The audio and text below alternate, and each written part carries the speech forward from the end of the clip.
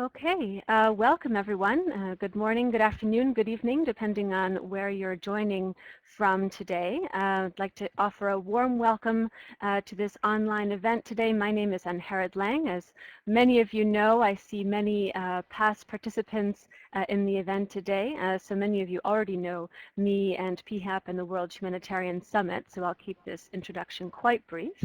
Again, my name is Angharad Laing. I'm Executive Director of the International Association of Professionals in Humanitarian Assistance and Protection, that's PHAP for short, and I'll be serving as your host today for this important discussion on the principle of neutrality in humanitarian action. Now, as I believe all of you know, this event is part of a series of events which constitute a major part of PHAP's contribution to the World Humanitarian Summit process, which is well underway and working towards a major global event in Istanbul in 2016, but with numerous meetings and important discussions taking place all over the world and online in the lead up to that event. And today, of course, we're focusing in particular on the World Humanitarian Summit theme of serving the needs of people in conflict, and within the scope of that theme, looking at the principle of neutrality in particular in the context of humanitarian action. Now, as confirmed by the particularly high level of interest and participation in today's event, this topic is certainly one of particular concern to the humanitarian community, and I'm very glad that all of you are able to be with us today.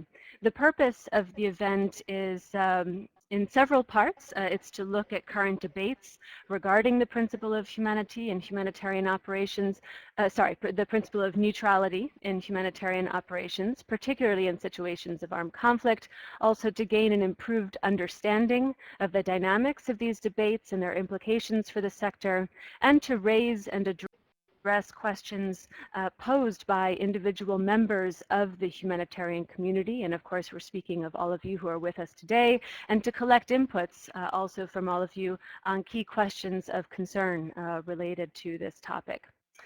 So again, we're delighted to see so many participants joining us today. I see that we're approaching 150 participants now already in this virtual room, and we're expecting a number more people to join us in the next few minutes as we get going here. So it's a really great turnout, and also with a very wide distribution around the world. My colleagues have put together this very helpful map, which you see in front of you now on the screen, showing the concentrations from different countries around the world, and this is reflecting the people who are in the room right now. So you see it's a very wide distribution for which we're very grateful, as I'm sure it will add to the discussion and the experiences that are coming into the event.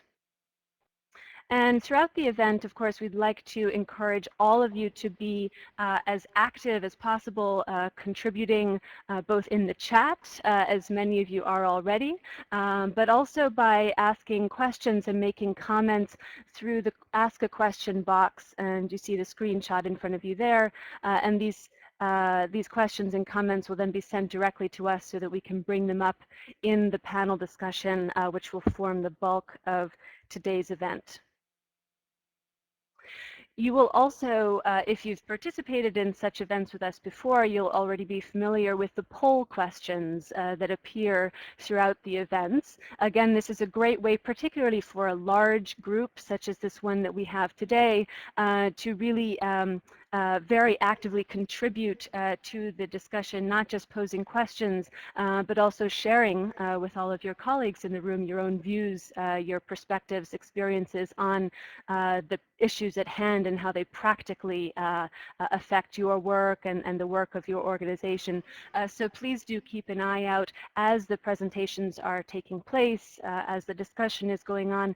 Keep an eye on your screen for these polls that will appear, and do take a moment to consider and submit your response. Just a quick note regarding anonymity. So when you're responding to a poll, whether it's choosing an option or writing some text in the field, that will be an anonymous contribution. On the other hand, if you are, of course, writing in the chat, or if you're contributing to the question box, we will typically attribute questions or comments that come in through the question box. If you do not wish that to be attributed to you, please just make a note clearly in your question or comment that you wish it to remain anonymous, and we will ensure that it does.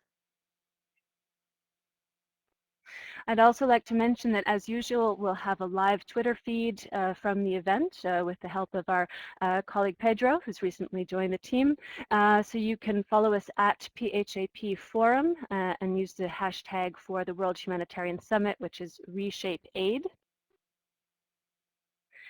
And also, as usual, we will be offering a live streaming option for those of you who may have technical problems related to the Adobe Connect platform. If you find that you're not able to hear well in the Adobe platform, you can close that and then go separately to this link that you see in front of you on your screen, and that's a backup option where you'll be able to find it live streamed through YouTube. But just to note that that will be just a streaming option. It will not include the interactive features that we have in the main event platform.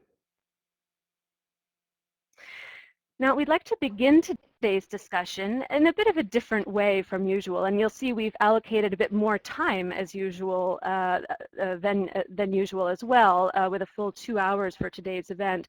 And we're going to begin with a special presentation by guest expert Dustin Lewis, who is senior researcher at Harvard Law School with the program on international law and armed conflict, or PILAC for short. We have asked Dustin to give an initial presentation for today's event of about 20 minutes with the aim of creating a shared starting point of understanding before we into the particularly challenging policy questions that await us in the panel discussion. In his work at Harvard Law School, Dustin Lewis focuses on public international law sources and methodologies and leads research projects on the theoretical underpinnings and application of international norms related to contemporary challenges concerning armed conflict. And I'll just informally say that Dustin's research work and that together with his other colleagues at Harvard Law School has been a great resource to the PHAP community for a number of years now, for which we're very grateful, and that the new program on international law and armed conflict, PILAC, has been already a very important institutional partner to PHAP since it was established just last year, and we look forward to ongoing collaboration between PHAP and PILAC in the future. So we're very glad to have you with us, Dustin, and I think without further ado, I will give you the floor. I believe that your presentation has been for you now. All right, there we go. Over to you, Dustin. Excellent. Thank you very much, Angharad, for the very, very generous and warm introduction. I'm absolutely delighted to be able to participate today, along with the panel, whom I really look forward to the exciting policy and practical challenges discussion that I'm hoping to help set up today. So as Angharad had mentioned, my main goal is to take about 15 to 20 minutes or so and try to create a shared starting point of understanding before our other panelists will be able to launch into a much more challenging discussion concerning the main trends and themes and fault lines on this area of humanitarian policy with the concept of neutrality. So I'm not going to be weighing in myself on any of the normative components of the discussions and debates concerning the concept of neutrality in humanitarian action in armed conflict, but I will be trying to set up the context so that we can have a more shared basis and vocabulary on which to understand these broader challenges and these more specific issues that will come up in the later panels. So I'm going to do three main things today. I've been asked to provide a sense of what the origins of the concept of neutrality in humanitarian action and armed conflict are, what it actually means, this concept of neutrality in humanitarian action, and how it relates to other humanitarian principles. As a caveat, I'll note that I am not by any means an expert in humanitarian affairs and action on the ground or the practical and policy elements of it as such. I read a lot of these issues primarily through a legal and a historical lens, and so that's going to be the main focus through which I'll be assessing the different issues that come up. And then, as we mentioned, Angharad mentioned, then we'll turn into the much more pressing and exciting policy challenges for humanitarian organizations involved in these discussions and practical issues today. So first, the origins of the concept of neutrality in humanitarian action. As we go through this discussion, I want to keep four main axes of debates in mind. As I go through the origins, what it means, how it relates to other principles, keep in mind the idea that each of these four different elements has been an area of debate and an area where we very much encourage your thoughtful considerations in today's debate and going forward.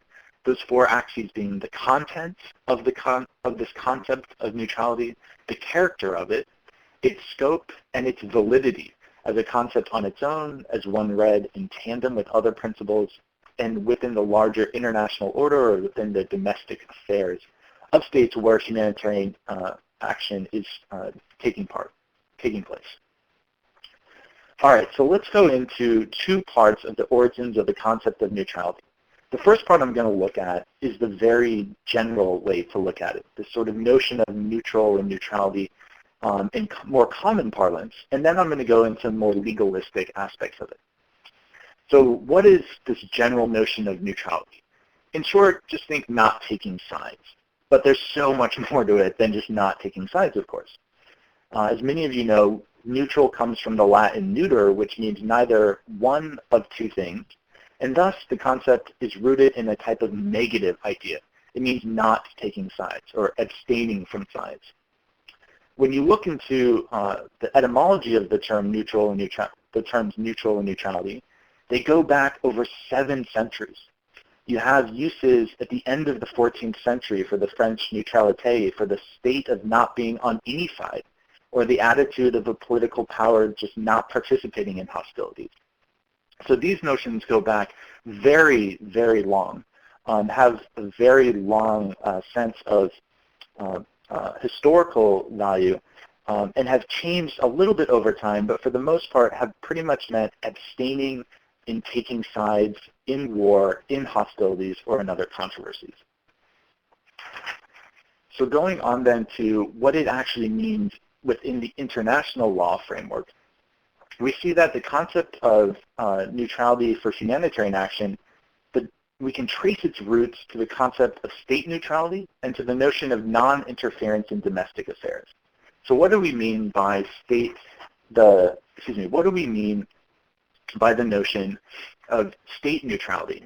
In short, states for a long time, going back many centuries, can decide not to take part in hostilities, and then they have certain rights and benefits which they must, certain duties and certain obligations that they must take part in so that they have the benefits of not being a party to an armed conflict. This arose these were codified over many years, especially in the 19th century, where IHL developed as a state-to-state system of legal regulation, where the regulation mostly, where the law regulated conduct between states, where nationality defined friend and foe, or neutral. You could really be only one of 3 things, friend, foe, or neutral. And thus, those neutral states had certain benefits and obligations. The duty of non-participation was one of the main elements of this concept of state neutrality. And I'm foregrounding all of this at this point because I think it's very important to understand how this principle has been transformed in some ways into the humanitarian sector by tracing back these roots to the international law concept of state neutrality and non-interference. I'll note quickly that while the international law concept of state neutrality has a very long historical background, it changed a little bit, at least in the eyes of many scholars and others, with the adoption of the UN Charter in 1945, and especially with the notion that you could take binding decisions of the Security Council. And thus states today don't necessarily have to be neutral. They might also just be not parties to the conflict. And so while the concept of neutrality remains one of great moment in international law today, it's been complicated a little bit by the UN Charter system. Now the second point, and one that I'll come back to repeatedly here, is this notion of non-interference in domestic affairs. The reason I bring up this legal concept is because in many respects, it's at the root of what the legal framework is concerning humanitarian aid and assistance, at least what are considered legitimate offers of them and legitimate undertakings.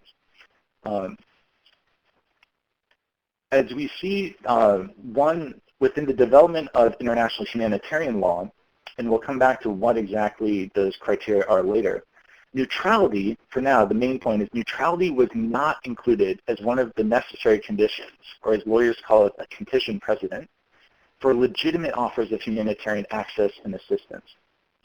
They instead had two of the other fundamental principles that were adopted by the Red Cross, which we'll explore in later depth later. But for now, just note that neutrality as a standalone principle was not one that organizations had to adopt to be able to obtain the status under international humanitarian law. Now let me pause for a moment and note what I consider to be a very key and important trend that we've seen since about World War II and up and through the present. And this is the primary trend line which I read a lot of the major debates and discussions concerning the humanitarian principle of neutrality today. That trend is that states increasingly elevate the status of individual human beings, so for instance, their suffering, the atrocities committed against them, their rights and whatnot, to a matter of international concern, while states continue to retain their sovereign prerogatives to say who can legitimately act in those persons' interests.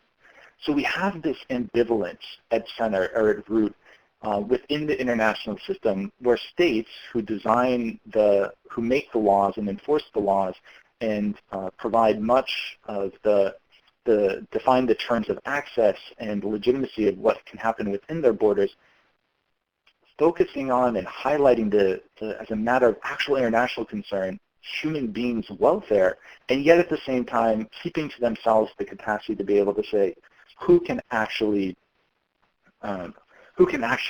benefit from, or who can obtain the status under international law to actually make those decisions.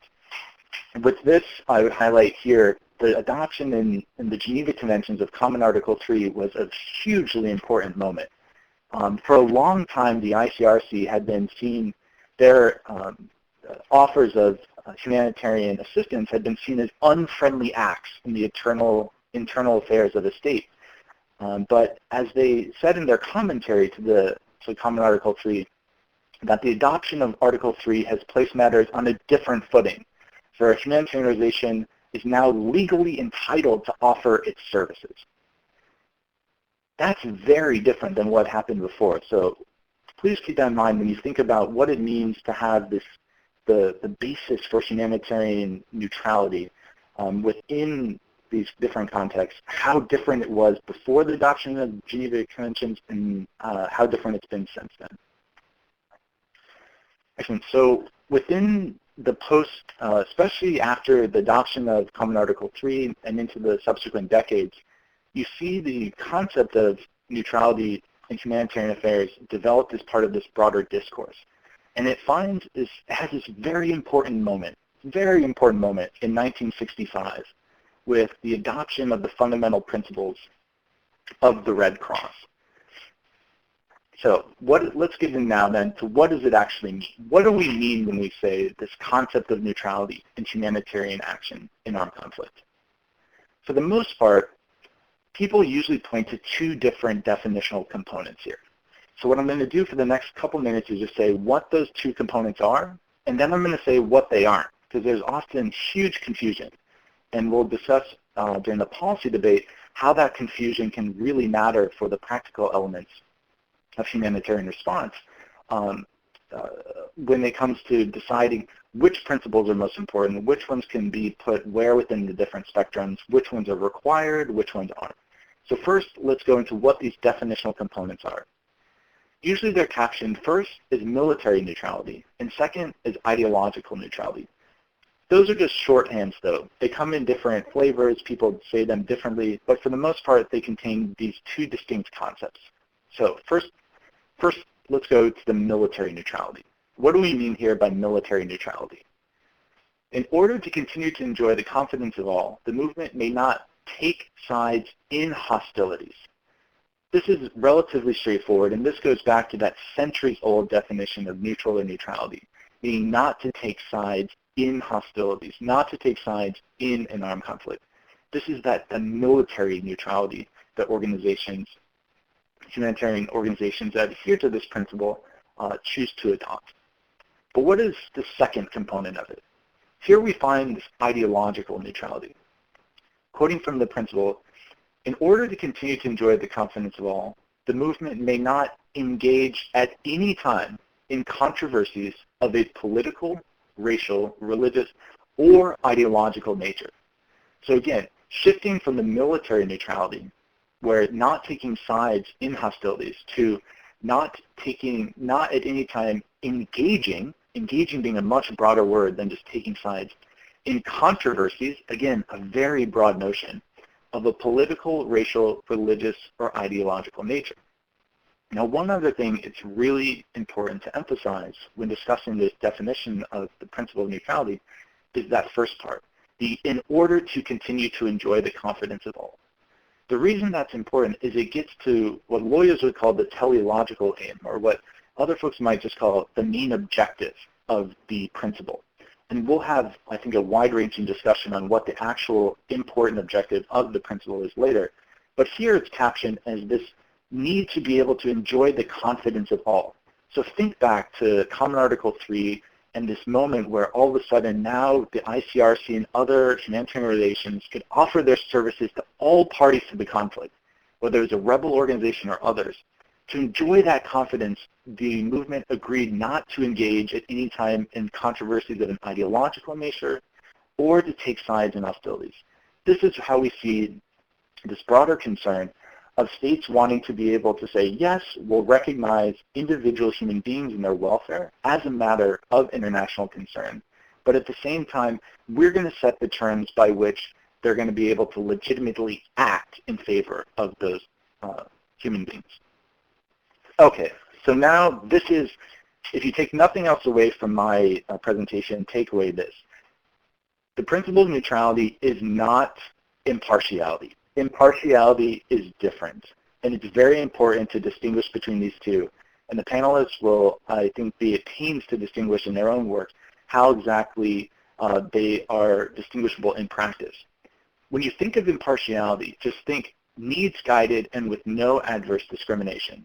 This is different from neutrality. Neutrality, we saw, means not taking sides in hostilities and not engaging in controversies of an ideological or other nature. But again, humanitarian principle of neutrality is not impartiality. It's also not independence. You'll often hear humanitarian organizations talk about adhering to the principle of independence. There's a lot you can say about independence, and I'm very keen to hear our panelists discuss it in more detail. But for now, just think, when you think of independence, think of autonomy. What's the autonomous character of an organization such that it'll be able to adhere to the humanitarian principles that it's seeking to adhere to? So again, neutrality is not impartiality. It's not independence. That's not to say that these principles aren't often read in tandem or combined by different actors. They definitely are. But definitely distinguish between neutrality, not taking sides in hostilities or controversies of an ideological nature, and impartiality, which again just means think needs-guided relief and assistance with no adverse discrimination, and not independence. As I noted before, neutrality is not an IHL requirement. That's actually more humanitarian, impartial, no adverse distinction. Nor is it passivity. And this is something that will also come up in debates and have for decades about the principle of neutrality, whether or not it's synonymous with passivity. Most people say it is not, and point to denunciations by humanitarian organizations of IHL violations. And this is one of those areas of evolving concern within the humanitarian community, and you can see evolving practices over the years. All right, so how does it relate to other humanitarian principles? The last section here, and it'll be the quickest, so bear with me. Most of the time, when you read about humanitarian principle of neutrality, you read about it as a means to obtain humanitarian objectives. You also read about it as an operational principle. Rarely do you see it, though sometimes you see it, couched as an end in itself or a moral precept in itself. So again, going back to that definitional component, we say in order to enjoy the confidence of all. This is the sort of operationalized, the instrumentation of the principle of neutrality. Some humanitarian organizations devise a hierarchy of the principles that they need to adhere to. Some will put impartiality or independence above the concept, or excuse me, the principle of neutrality, while other ones will recognize them all on equal footing. And again, in the debate, in the policy debate coming up, I think we'll hear a diversity of views on how best in different contexts, in different conflict situations, and with different actors, the relationship between the principles is going to be put on a hierarchical plane or on a totally flattened plane. When it comes to the different sets of, when it comes to different actors in situations of armed conflict in which humanitarian action is taking place or about to take place, the different actors involved often will prioritize different humanitarian principles. One key takeaway point here is that by no means do all humanitarian organizations adhere to the principle of neutrality, of this notion of not taking sides in the armed conflict, and not taking positions or not engaging in controversies of an ideological nature. States that we have seen have actually promulgated rules saying that adherence to the principle of neutrality is very important when it comes to things like coordinating the UN response, but they have not made neutrality a necessary condition for legitimate offers of humanitarian access and assistance under humanitarian law. UN system actors, for their part, are operating within the system of UN resolutions, and often their own internal policies and documents will reflect those. And here again, I'll draw attention to that Resolution 46-182 and its annex, in which the General Assembly simultaneously set out that humanitarian principles of humanity, neutrality, and impartiality should guide humanitarian access and assistance, but it also must respect sovereign independence, territorial integrity, political independence of the states. The ICRC and the national societies are on a slightly different footing than many other organizations based on the constitutional element. And by constitutional, I mean it's actually part of their statutes. So there's a legal interest in maintaining fidelity to this principle of neutrality alongside the other ones. Whereas NGOs and community-based organizations have much more choice in whether or not to adopt as a policy, the adherence to the principle of neutrality alongside of other principles.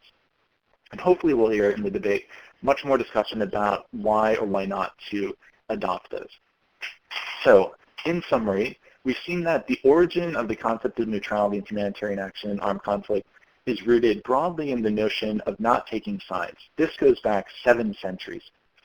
But then more specifically, it has an antecedent in the concept of state neutrality in armed conflict, and in the notion of not interfering in the domestic affairs of the state.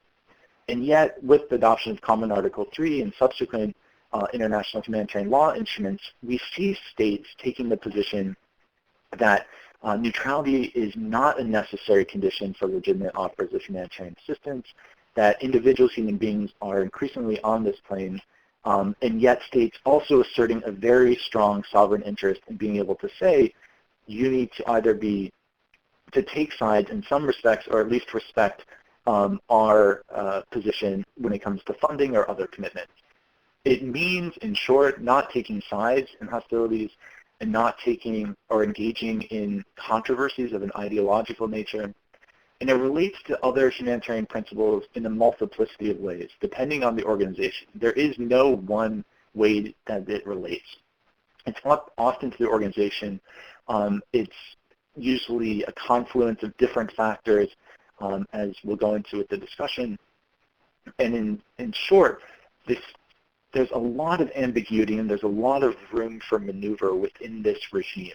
And my question for the panelists and for all of you is, who benefits from this level of ambiguity as to the actual content, the scope, the validity, and the character of this principle of neutrality, and who loses from that ambiguity?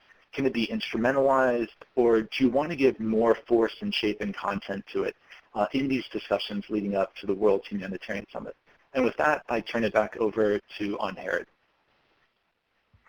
Great. Thank you very much, Dustin. I think that was a very helpful initial briefing on the origins and concept of neutrality in humanitarian action, of course, what it means, and getting into also what it doesn't mean, which is a particularly helpful discussion, we find, and, of course, how it relates to other humanitarian principles and concepts.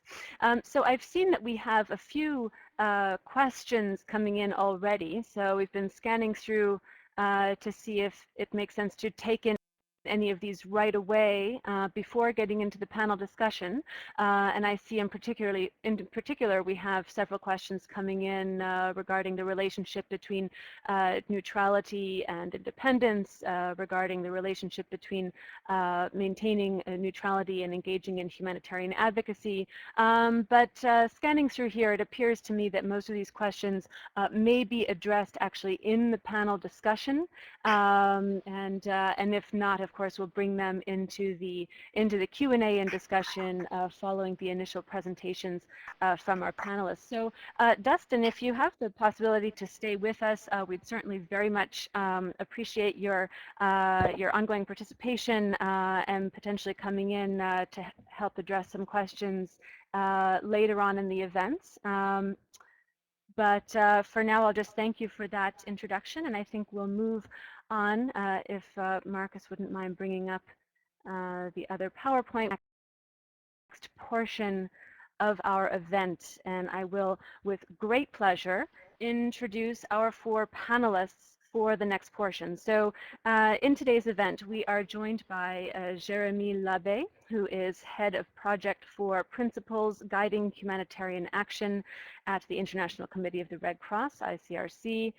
We're also joined by Ingrid Macdonald, who is Director of the Geneva office and also of Humanitarian Policy for the Norwegian Refugee Council, NRC. We're also joined by Dr. Kamel Mohanna, who's founder and president of the Amel Association International, and finally, but not least, by Carsten Völz, who is humanitarian director of Oxfam International. So we're very pleased to have all of these 4 panelists with us today. And we're going to begin. We've asked all 4 to begin with initial presentations of very short, about 5 minutes each, and then we'll get into a discussion. We shared with our panelists already some of the broader scope discussion questions that we have in mind that have been coming up from the registration questions from all of you in the lead up to the event. And then, of course, I see we have many additional comments and questions coming in live, and we will endeavor to incorporate as many of those as possible into the event. Now, before I hand over the floor to our first panelist, Jérémie, I just want to point out that my colleague is now posting before your eyes a couple of poll questions, and I want to make sure that that all of you see this, because there's going to be a series of poll questions coming up in front of you throughout the next round of presentations. So the first one showing up in the bottom here: should all humanitarian actors talk to all sides in an armed conflict? A fundamental practical question coming out of this discussion around the principle of neutrality. And thank you in advance for all of your answers. Please do choose an option on the left, but then also comment on the right. You can see the please comment box to the right there to be able to elaborate a bit more on your answer. So with that, Jérémie, I will hand over the virtual floor to you. Can everybody hear me? Yes, we hear you Yes, very well. that you can hear me. Well, first I would like to thank you at PHAP for organizing this this important discussion, and to thank all participants, and are numerous, to have joined this this discussion. The reason why we consider at the ICRC that such a discussion on neutrality is important, it's certainly because neutrality remains one of the most contested, ill understood, at times misused and instrumentalized humanitarian principle. Yet it remains, in our view, and based on 150 years of operational experience of an organization that, as you know, the ICRC is mandated to work mostly in situations of conflict, it remains a crucial tool in our experience to ensure meaningful humanitarian access and, even more importantly, the impartial delivery of assistance and protection in the sense of the Geneva Conventions, as was explained by Dustin, and by the way, a very good and comprehensive presentation. Now, I would like to focus within the short 5 minutes that I have on two main aspects. First, we do think within the ICRC that indeed there is a need to promote a better and a refined understanding of the principle of neutrality, but not only of the principle itself, of its value, of its utility, and how it articulates with other principles. In that respect, I might repeat or I might echo some of the points that were raised by Dustin, but I think it is important to emphasize this. So I will share with you, and I don't want to do some proselytizing, but I will share with you the ICRC and more broadly the Red Cross and Red Crescent movement's understanding of neutrality as one of the 7 fundamental principles of this international movement, which, by the way, as Dustin pointed out, we are celebrating the 50th anniversary of their adoption this year in 2015. First, there is this idea of a hierarchy within those principles. In our view, I mean, what drives the humanitarian action of the broader movement is the principle of humanity. This idea that all lives deserve to be that we need to save lives, that we need to protect dignity of human being, and to do so in a non-discriminatory fashion. So neutrality as such is not an end in itself, or actually the reflection of a moral value. It is not a moral value in our view. Neutrality is a means to an end. It is part of a greater whole. It is meant to serve. It's a practical tool that is meant to serve the principles of humanity and to enable us to deliver impartial humanitarian action, including in polarized environment. It is an eminently pragmatic and practical tool to do so. Indeed, one could argue that it is sometimes easier to be non-neutral than neutral in the face of atrocities. So it is not an easy solution, but a pragmatic and practical solution to enable us to deliver aid. Indeed, one aspect that is probably missing in terms of overall understanding of this concept of neutrality is this very important sentence or this phrase that was mentioned several times by Dustin in his presentation, which gives the sense of purpose in the definition of neutrality, which is in order to continue to enjoy the confidence of all. And it seems to us that this notion of purpose, this statement of purpose, is sometimes lacking in the broader humanitarian system. And as a matter of fact, it doesn't appear in the definition of neutrality as promoted by OCHA, which kind of forgets this purpose. So neutrality is deep down a means to gain trust and acceptance and the consent of all stakeholders, gatekeepers, the authorities, other parties to a conflict, but also of the victims themselves. This enables us to gain safe access and to work in proximity with affected communities, wherever they are, being under the control of legitimate governmental authorities or a non-state armed group, and which is the very condition for assessing needs in an impartial manner in insecure and polarized environment. Second, I think we need to have a better understanding and a better recognition of the limitations, the cost, and the constraints of neutrality. And here I would like to share with the participants a few of the findings that came out of an internal study that we conducted within the ICRC on ICRC application of fundamental principles in the field. First, neutrality lies in the eyes of the beholder. This means that being neutral on its own isn't enough, since it is the perception of neutrality by the parties to a conflict that matters. So beyond being objectively neutral and abstaining from taking side or participating to or engaging in controversies, it requires transparency, it requires communicating and engaging with all parties to explain your modes of action, to explain the purpose of your action. It requires consistency and predictability. After all, this is the only protection that we have since we do not use armed escort to carry out our activities. Secondly, neutrality has a certain degree of elasticity. It is not a straight jacket. Once again, it is a means to an end. And sometimes neutrality has to be, can conflict with other superseding principles like impartiality. And there are cases where in order to really address the needs of populations, you have to balance this this principle of impartiality with the principle of neutrality. And maybe we can develop some examples in the discussion later on. Neutrality also has a figurative cost, and I think this is very important to be taken into account. It means that neutrality has some limitations. It precludes us to engage as much as we would like in some coordination mechanisms, for instance, in particular UN-led coordination mechanisms in situations where the UN can be perceived as or can actually be considered under international humanitarian law as a party to a conflict. It doesn't mean yet that we do not coordinate in the field, that we do not engage with other humanitarian actors. And actually, just as it's anecdotal, but I read recently that the ICRC would be present in 95% of UN country teams around the world. So if we do not engage like formally within this UN-led coordination system, however, in the field, we do communicate and coordinate our activities. It prevents also to engage in some other transformative processes. So it is another limitation of neutrality. It presents limits in terms of addressing, indeed, some of the root causes of suffering, but it allows us to access people in immediate need.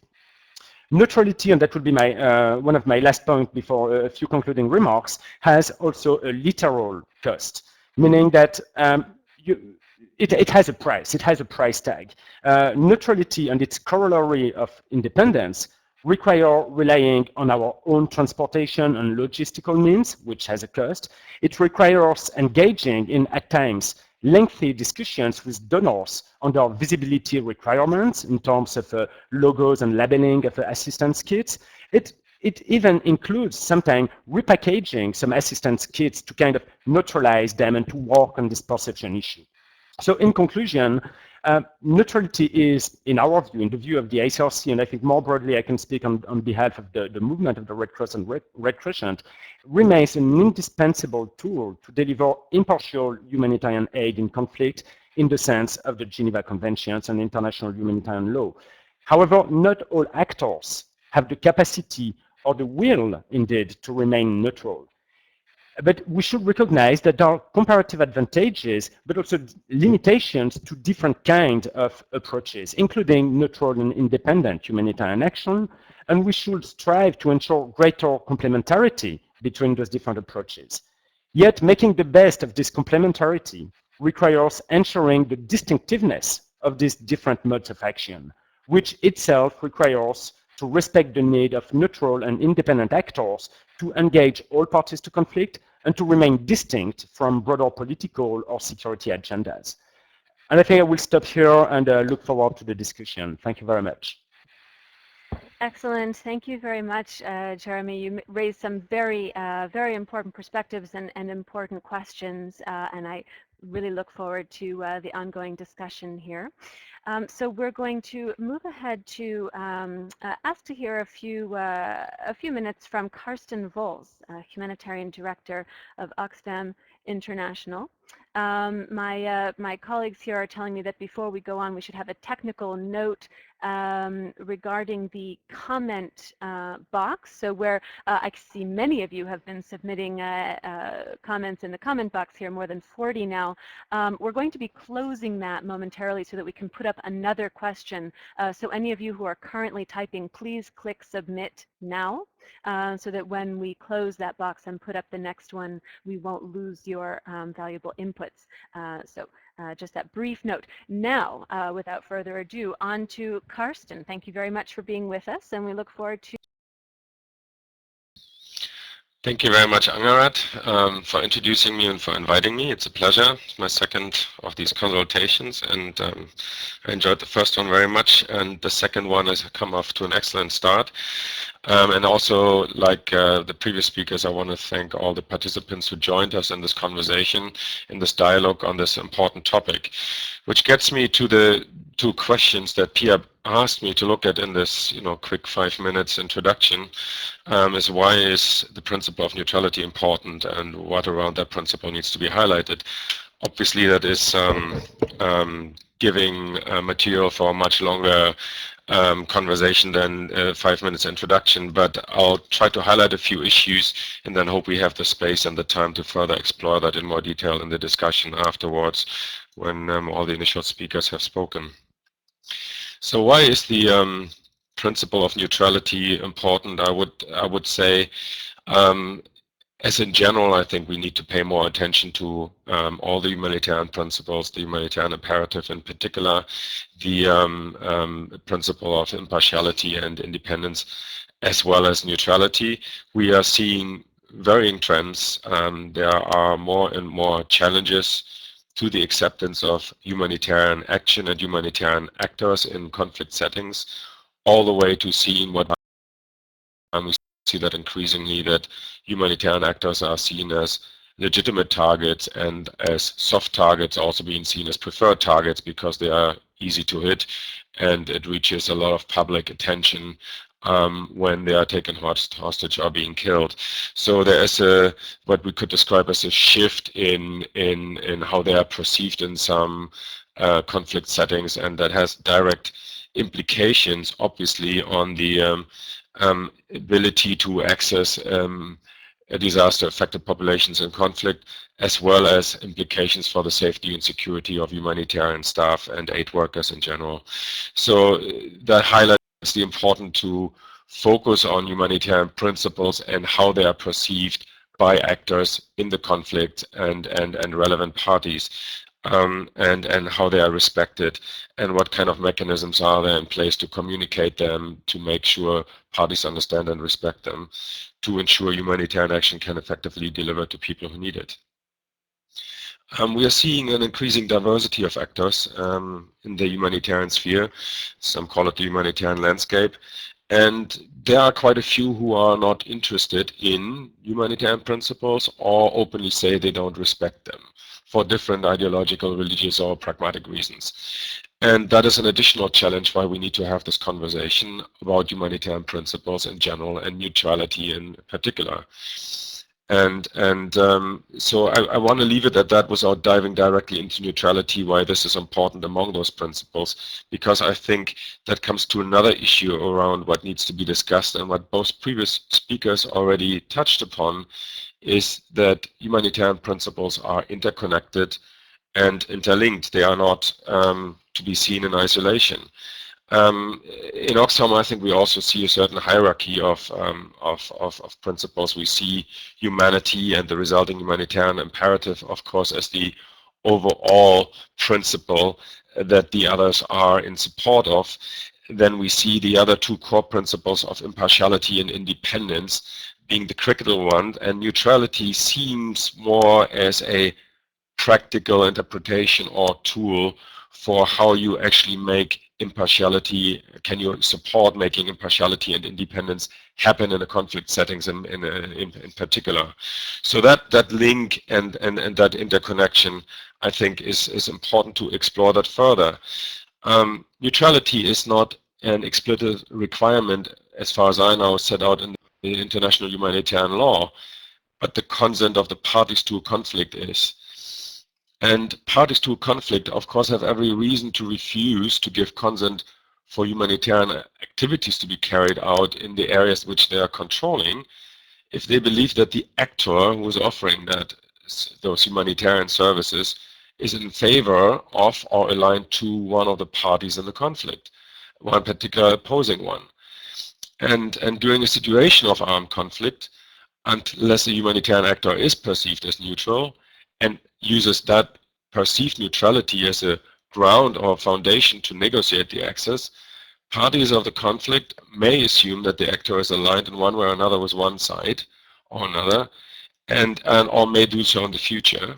And then to allow such an organization access puts that party into a situation where they could have good reasons to presume that such access would give a military advantage to the opposing party. And not only would the party have good reasons to deny access, but actually international humanitarian law does allow this kind of refusals on grounds of military necessity. So here, if you turn this around, you're actually coming directly to the importance of the principles both of impartiality and independence and then neutrality for having a meaningful negotiation for access with the parties in the conflict. One could even make an argument here that not to be neutral in a conflict setting possibly could undermine the principle of humanity. Because then, the principle of humanity could not be met if actors are, by the principle of association, are seen as not being neutral, and therefore, the actor in the conflict could have a right to deny them access. So that's an extreme interpretation, but that's how far one could push it if one wanted to. And for an organization like Oxfam, that of course is a interesting challenge because Oxfam understands itself as a political organization. Oxfam has, if I take the terminology that Dustin used of military and ideological neutrality, has obviously no problem with complying with military neutrality, but when it comes to speaking out and not being involved in political controversies, then an organization like Oxfam that is seeing as advocacy as an equal tool for addressing causes of conflict or addressing the conflicts itself and their humanitarian impact, sees that much more of a challenge. And here it probably depends on the rigidity of the interpretation, what that political controversy is all about, as to whether an organization then understands itself as a neutral organization and can be perceived as a neutral organization or is not. If you take a very broad interpretation and look at the work of the organization as a whole, then you could say, look, Oxfam being at the Davos World Humanitarian Forum and talking about inequality and challenging power dynamics, it's obviously super political. How can such an organization not be involved in political controversies? So obviously that wouldn't work. If you find a much more narrow definition that actually looks at the conflict and the conflict parties and how you are acting as a political or non-political actor towards the conflict and towards the actors in that conflict from a humanitarian perspective and related to the humanitarian work and in particular humanitarian access, then that's a different discussion. But even here one can see challenges when one is, and that was mentioned again by the previous speakers, around the concept of witnessing. If an organization is witnessing atrocities from one party of the conflict and not from another and speaks out about it, it can easily be seen as taking party. Or it says, for example, we are seeing one party of the conflict committing more atrocities than the other. Again, that party may or may not see that organization crossing the line of neutrality. And here the issue of perception is as important as any objective analysis would be, because it is those actors, those parties to the conflict, who ultimately decide on how they see the organization and based on which they then grant access or not. And that is the complicating matter that I hope we can in this conversation explore a little bit further. Other issues I think related to that are around independence of humanitarian actors and how that links to neutrality. A lot of our main humanitarian actors are depending on funding from governments, and some of those governments are involved in the conflicts in which these organizations are operating and providing humanitarian assistance. And also, the world has become a much more global place, and what our involvement is in one conflict has impacts on other conflicts on the other end of the globe and the perceptions of partners who are global actors on that side of the globe and in a different context. To just give one example that I hope we can explore further later, there were organizations who were accepting counterinsurgency funding in northern Pakistan as part of development programs, while also providing humanitarian assistance. That was provided from a government that has a very clear position in that respective conflict in northern Pakistan. The budget line was even called counterinsurgency funding. And these organizations, obviously, when they're working in those territories, go in with a declared intent to change the dynamics of the conflict and undermine the base of one of the parties to that conflict. And that is definitely not neutral. And when you then see that these same organizations trying to work now in Syria, in rebel occupied territories, and that 2,000 Pakistani Taliban are currently fighting, for example, for ISIS in Syria, then one sees obviously the link. What has happened in northern Pakistan has now an impact in Syria, and actions that happened a few years ago in another part of the world in Asia are now playing out on how organizations are perceived in the Middle East. And this is the kind of complexity that we're dealing with. And I think we need to explore further what humanitarian principles and their applications by all relevant humanitarian actors in a globalized context mean for us today. Thank you. Thank you very much, Carsten, and we certainly appreciate your particularly getting into these concrete examples for what you've seen, these dilemmas, these challenges directly linked to the theoretical discussion we can have about the principle of neutrality, but then really directly linked to practical and really fundamental issues on the ground, as in the case you raised in the case of Syria. So moving on next to our third panelist, so moving to Ingrid Macdonald, who, as I mentioned, is Director of the Geneva Office and of Humanitarian Policy overall for the Norwegian Refugee Council. Ingrid, we'd like to invite you to offer 5 or so initial thoughts. 5 or so minutes. Okay. Of initial thoughts. Sorry. As Thanks many so as much you for can. that, Angharad. Okay, I'll try and go quickly through all of this because a lot has already been covered by many of the others. But just as a starting point, for NRC, we've been working on this issue of humanitarian principles from a variety of different dimensions since 2008. We look at it both from an operational perspective in terms of some case studies that we've been undertaking in specific countries in terms of how the principles apply, but also how more in terms of access. So it's had a very strong humanitarian access lens to it. But we've also been undertaking a strong policy engagement in this area. I'm sure many of you have heard of the Tools for the Job report that we produced, which was looking at how the principles are actually applied by humanitarian actors in the field from an operational perspective, where we had 4 different case studies. And we've been also engaging in Geneva and other locations in dialogue primarily with member states to have off-the-record dialogues with them in terms of their perspectives of what the principles mean. We've been doing that with some partners, as well as looking at different events that can be utilised to have these discussions with the Code of Conduct. So what I will be talking about today will be quite linked to the learnings that we've developed over the last 6 years in terms of our own operations and our experiences, but also some of our policy engagement. Some of the observations that come out, some of the other speakers have already covered this. I won't go into the legal side because I think Dustin covered that very, very well. But I am very pleased to have seen this clarification around the issue of impartiality.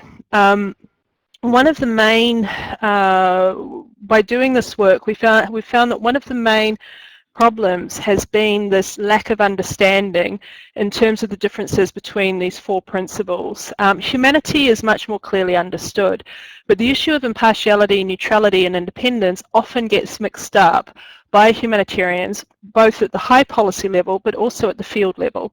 And this is fundamental, because if you are trying to communicate with different parties to the conflict in terms of these principles and what you do, or you're trying to integrate these principles into your operations, if you don't have that understanding in terms of the differences around them, that can make that job very difficult. What we saw that there was also a great desire at the local level to have much more understanding around this, but also a lack of appreciation for the fact that for many organisations, these principles, including neutrality, have already been incorporated in many of their systems, their structures, their policies and procedures. So for example, SPHERE and the basis of SPHERE, the basis of the Code of Conduct, the basis of some of our security procedures are actually based on these issues, principles.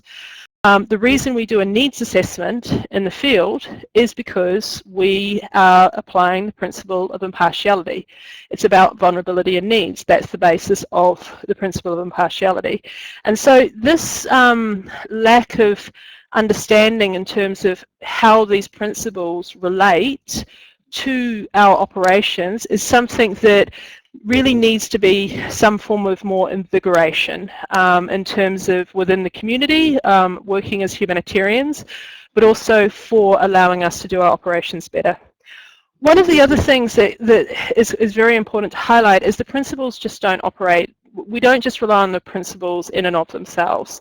Predictability, timeliness of operations, delivering on what you say you're going to deliver and being predictable with the community and with different actors is absolutely fundamental. So these principles are there, but there's also our operational performance, our accountability and other aspects about how we do our job that can be equally important in terms of being a solid, accepted and well-perceived humanitarian actor. We very much agree in terms of the perception that was put forward in terms of ICRC about the hierarchy, and also, and this is why we refer to neutrality and independence in terms of tools. Neutrality and independence are very much about acceptance and perception. It's about how you win the acceptance and be perceived to be not a threat in any given location, or not to be seen essentially to be taking sides from an operational perspective. Humanity is very much about why we do what we do, and impartiality is about ensuring that those who are most vulnerable and those in most need actually receive the goods and services that we have. And so I think this is also becomes confusing with some of the dialogue that we've seen in the field, is that there seems to sometimes be a perception that neutrality is an end unto itself, and that to be neutral is something that it can sometimes be more important than being the principle of humanity. And this has come up in places like Sri Lanka and in other tangible areas where really difficult decisions need to be made by those who are at the coal front of responding to the needs of beneficiaries. Often what we see is that these dialogues happen and these sorts of discussions happen at the global level, but where these principles matter the most is actually at the local level in terms of perception and acceptance. And so if you have, we need to have much more of a focus on decision-making tools and providing the tools and the backup for our staff in the field to be able to make the difficult decisions when there's dilemmas that are put in place. You will never be able to apply all of these principles to the same level in the same place at the same time. There will need to be trade-offs made. So for example, in Sri Lanka, when people were put in the camps, there were some organisations that said, actually, we can't respond because that would undermine the principle of neutrality, but it will also undermine the principle of impartiality in terms of who was being serviced and who weren't being serviced. There were other organisations who said, we have a humanitarian imperative to do this, and it doesn't matter if other things are not. The neutrality and impartiality shouldn't matter in this. These dilemmas, how we make decisions around these dilemmas, how we make decisions around which principle will be prioritised, is something that's often left to staff in the field with very little guidance. And this is a key challenge. It's also, we see this a lot in security management as well. And so there will be, for example, the issue of neutrality comes up a lot, whether to take an armed escort or whether not to take an armed escort, whether to be associated with one group or not be associated with one group, how you undertake a dialogue, how you don't undertake a dialogue. And again, the guidance can be very sporadic and the support can be very sporadic. And so this is a key area of improvement that we've very much seen.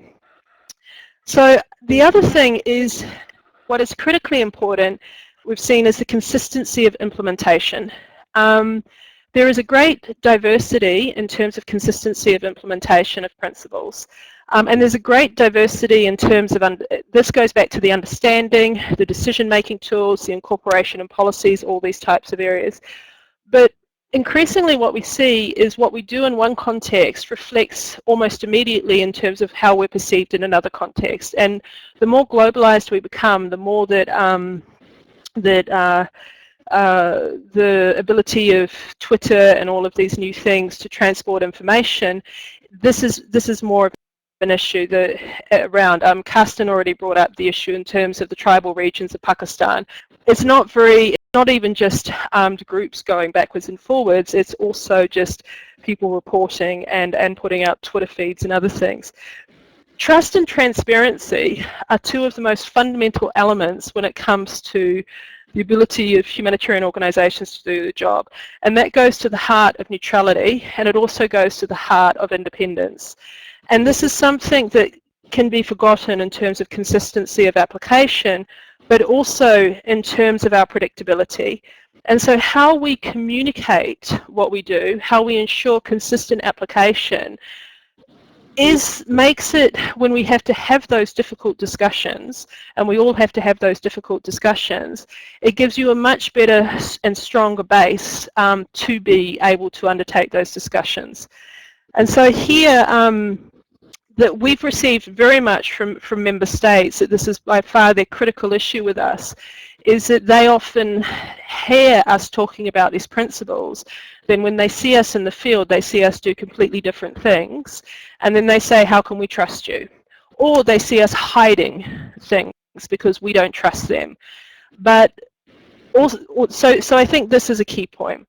One of the other things I'd like to also, I mean, Jérémie said it as well, but for us, neutrality is incredibly difficult. It's not easy. It's an every single day work that you need to do.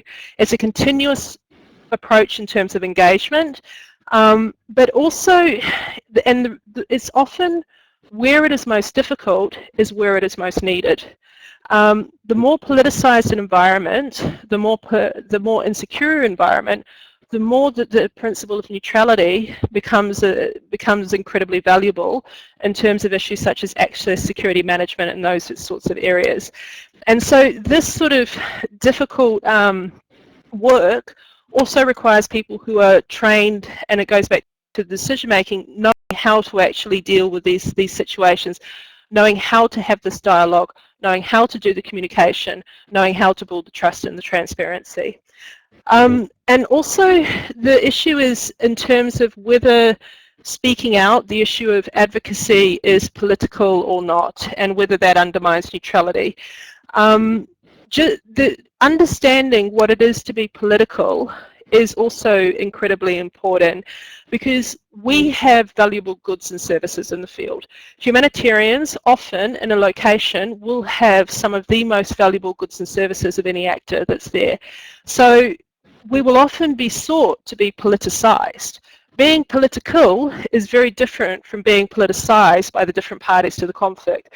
And in most places, the different parties to the conflict will seek to politicize humanitarian actors because of the value that they have, or because they're engaged in a conflict. And so it is difficult, but there's a very different how to deal with that communication to reduce that level of politicization is one of the key challenges that we face. And we face it increasingly because we have, we're not always working together as a humanitarian community, and what one humanitarian actor does in a location can have a very detrimental impact on what the perception of another humanitarian actor. And so this has also been one of the key challenges. When it comes to advocacy, we've spoken quite a lot on this, and I have to give you a quote from my Secretary General, Jan Egeland, who would actually say this if he was here. What we've seen increasingly is parties to the conflict are specialising in trying to scare us and trying to politicise us. We are increasingly becoming specialised at being scared and being politicised. And this is part of the problem with the advocacy debate, and particularly when it comes to advocacy. The issues of IHL violations are not political issues. If there's a violation of IHL, if there's a violation in terms of whether a hospital is bombed and there's victims of bombing, if a woman is raped by a party to the conflict, these types of issues, we see increasingly a skewing away from that in terms of focusing much more on humanitarian aid and aid provision. But if a woman, if the act of doing that act and the being advocating when a violation happens doesn't necessarily make you political. It makes you responding in terms of the violation that woman or that person or those students or others or those people in the hospital have had to face. When we get to the point where we say as humanitarians we cannot address those violations because some parties to the conflict will not like us if we do it, then we really, really do have to question what we're doing there. Is it right just to give blankets and give food, or is it also right to address the protection issues that we see in the field and what is going on? And I think this is a key dilemma at the moment, and one of the biggest dilemmas that we've been seeing in terms of neutrality.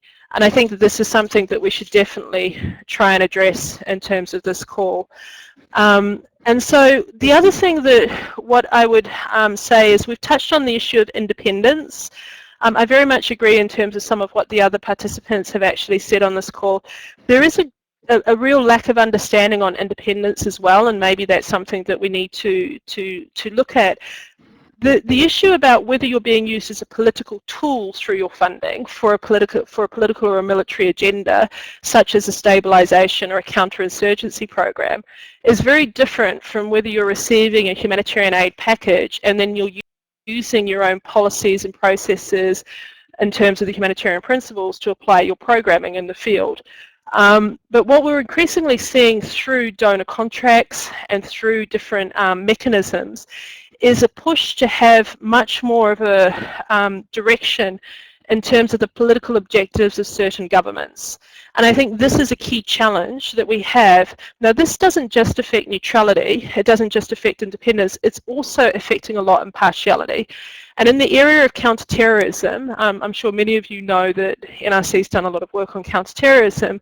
We see increasingly a push to use the donor funds and to use funding mechanisms to not respond to certain populations or not respond to certain geographical locations where there is a risk of a terrorist entity receiving a benefit from that response. This then undermines the whole perception of neutrality, and it undermines our ability to actually be neutral, impartial humanitarian actors.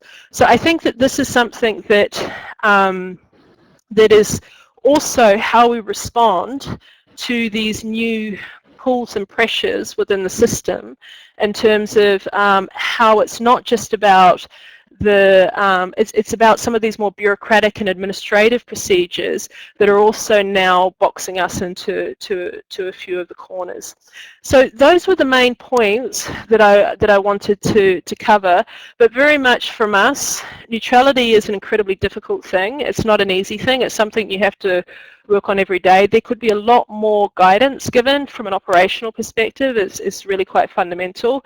But we very much see it in terms of acceptance, perception, and also that there is a hierarchy in terms of humanity and impartiality, but neutrality and independence is much more in terms of tools. Over to you, Araha. Excellent. Thank you very much, Ingrid. I think a really clear and really touching on a lot of points that I know NRC has been working on and you've been working on over the last couple of years. And I think we're really fortunate to have had the opportunity to hear the sort of summary of some of the issues that have come up as most important. And I think it's been a great contribution to this discussion. So thank you very much. We would like to move on now to our fourth and final panelist today, Dr. Kamel Mohanna. We're going to have to check just to make sure he's still on the line as he's been participating by phone. So Kamel, are you still there? Yes, I'm here. Excellent. Glad to still have you with us. So I'll just very briefly introduce you again. Dr. Mohanna is founder and president of the Amel Association International. He has also been, as has Jérémie, been involved directly with the thematic team with the World Humanitarian Summit related to situations of armed conflict and assistance to people who find themselves in those situations. So Dr. Mohanna, we're very happy to have you with us today and looking forward to your remarks. I'll give you the floor. Thank you very much for your invitation. Happy New Year from Lebanon, and thank you for your invitation. I am my name, like I said, Kamel Mohanna. I'm a pediatrician, professor at the Lebanese University, founder and president of Amel Association. Is no sectarian association. We offer 1,000 refugees.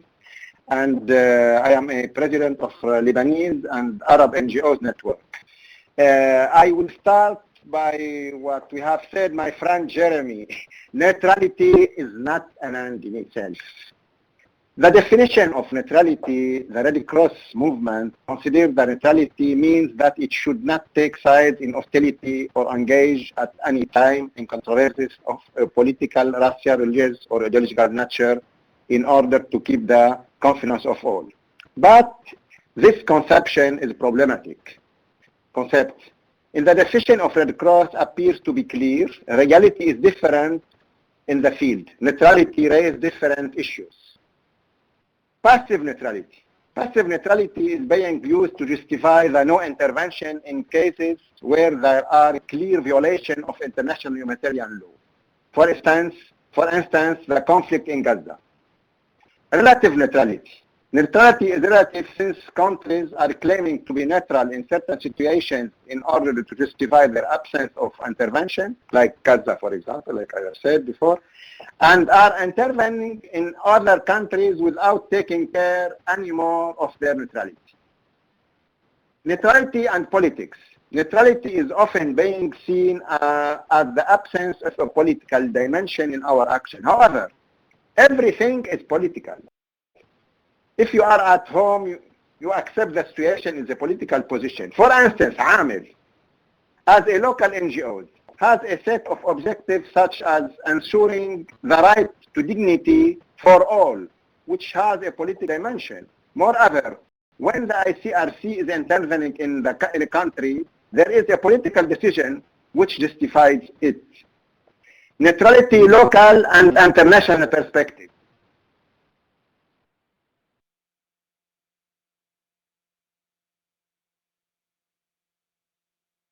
But for local organizations involved,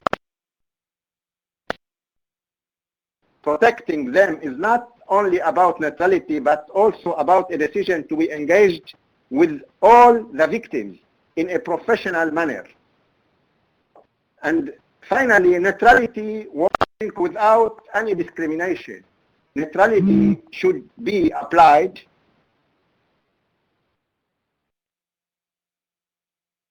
Hello. You hear me? Yes, now we hear you. Yes, now we hear you well. Neutrality, local and international perspective. For international organizations, it's easy to claim that they are neutral when intervening in foreign countries. But for local organizations involved with the poorest for many years, protecting them is not only about neutrality, but also about a decision to be engaged with all the victims in a professional manner. In the end, neutrality working without any discrimination. Neutrality should be applied to beneficiaries, since the humanitarian action needs to target everybody without any discrimination. For that, I completely agree with my friends, especially with Jérémie, about the neutrality is not an end. The justice is the end. And we should witness as a humanitarian action. There is daily a fight between commitment and the professionalism. When the ICRC decided to be neutral, the fight was in the war between two armies and two states. Now the majority of the conflict is inside one country. For that, for example, ICRC, when they came in Syria, they should have a visa for the government, and they are working with Red Crescent. For the opposition, the position of ICRC is not neutral. And for international organization will come in Syria working with opposition. Also, their position is not neutral vis-a-vis the regime. For that, my position as Amel, no sectarian, and working now became international. The justice should be our target, and we with the vulnerable groups, we should be with the just cause of the people. And Palestine, I think now we should witness as a local NGOs and national NGOs, we should be with the victims. I think now we should redefine the humanitarian action. We should have the solidarity with the people and the victims. Thank you. Thank you very much, Kamel, for your helpful contribution there. So we do have a good amount of time ahead of us now for a discussion, and I have to say we have practically overwhelming and certainly inspiring amount of exchange going on multiple levels here, and thanks again for active contributions in the chat, and then also particularly interesting and prolific contributions in the comments field to some of these questions that we've been posing. So of course, given that we have now 35 minutes ahead of us, it won't be possible to bring in all of the interesting points and important points that are being raised here, but we will at PHAP as usual be doing our best to make those available to you afterwards in the form of a report, so that these important discussions can continue in other formats and on other occasions. So with that, we're going to move into the next portion of our event today, and as we've had a number of questions, including some questions of clarification coming in, referring back to Dustin's presentation, I wonder, Dustin, if I could go to you first, and thank you, first of all, for answering a number of the questions that have come in via writing. But I wonder, Dustin, if you wouldn't mind perhaps just giving a quick recap of some of those questions that you've already been addressing in writing, so that everyone can benefit from the answers. So just to recap the questions and then your responses. And I think there was particularly a question of clarification on the initial presentation regarding the idea that neutrality is actually not a requirement for offering humanitarian assistance, and a request that you explain again briefly with that what you meant. Over to you, Dustin. Excellent. Thanks very much, Angharad. I'm happy to do so. I will try to be short and sweet and to the point. With regard to the question around what the international humanitarian law components are concerning what constitutes a legitimate offer of humanitarian assistance, my understanding is that neutrality is not as such an actual element of those specific requirements, but we should see neutrality, and I'll tell you what my understanding of those are. But I think we should see this more broadly against that backdrop of this international system in which states are acting in their own interests, within their sovereign prerogative, to say who can act legitimately within their territory already. So is a state more likely to grant access to an organization that takes a neutral approach? Maybe or maybe not. They just haven't made it as such a condition for an offer of humanitarian assistance to be considered legitimate under the law. What the main components are, although it's specific to a particular situation, so whether it's an international armed conflict or as a subset of international armed conflicts, a situation of occupation, or if it's a non-international armed conflict. And depending on whether the country is a party to the additional protocols or not, etc., the legal standards are different. But in general, you can say that for the most part, if an offer of humanitarian assistance is made by a humanitarian and impartial organization acting without any adverse distinction to the recipients, then that can't be considered an unfriendly act or interference in the domestic affairs of the state. But the criterion of the organizations adhering to neutrality does not as such reflect a legal requirement in that respect. It's more adhering to the notion of the principle of humanity and humanitarian, being concerned with alleviating human suffering and acting impartially. So again, this is that needs-guided with no adverse distinction based on criteria such as religion, race, etc. Some of the other questions that arose that we were trying to discuss were things like if neutrality is a means to gain the confidence of all, how does that change in the context of widespread violations or the rejection of IHL by parties to a conflict? My sense is that this has been the question of denunciation, as various of the panelists, including Ingrid, discussed, has been one where it's been, for serious violations of IHL, there's been a change in approach. In the earliest years, it was considered to be, in some way, have a political character to denounce those serious violations. And today, many organizations, although not all, many organizations take the view that denouncing serious violations of IHL is actually not, in that respect, a political move. It falls more in line with this notion of humanitarian, the broader appeals within the humanitarian organization itself. So denouncing them. And yet, at the same time, there can be very severe operational effects. For instance, when a number of organizations were perceived by the Sudanese authorities, or depending on your viewpoint, the Sudanese authorities may have been seen as instrumentalizing the foreign organizations, when there was an issuance of an arrest warrant against the president about half a decade ago or more, the Sudanese authorities expelled many humanitarian organizations for purportedly conniving with the International Criminal Court and for others. Whether you see that as more of a political gesture or as more having denounced a reflection of a lack of neutrality of organizations is really up to the person involved. There's different viewpoints on it. But absolutely, speaking out in certain circumstances or not is something that the ICRC, Médecins Sans Frontières, and others have really thought a lot about, and many have taken different, or at least it's varying approaches in different conflict situations.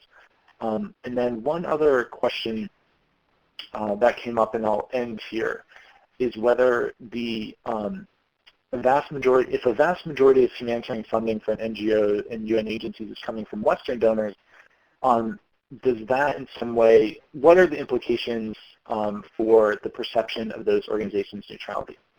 And I think this is absolutely a live question. It has been for over a decade, not least in the context of Afghanistan, and Fiona, Terry, and others have written very insightfully about the ICRC's perspective on this, and whether, given the engagement of a party such as the United States or the UK or others, as a party to the armed conflict, but also as a major humanitarian donor, this has brought up huge questions about the potential for neutrality or not of those organizations, and different organizations have taken different approaches here. So I don't want to put my thumb on the scales of saying one way or another whether this is a good or a bad or whatnot, but I do think that in those contexts it raises particularly sharp ethical, and moral, and political questions, as it does within this broader notion of a global war on terror, where you have a Security Council requiring all states not to provide aid or assistance to certain groups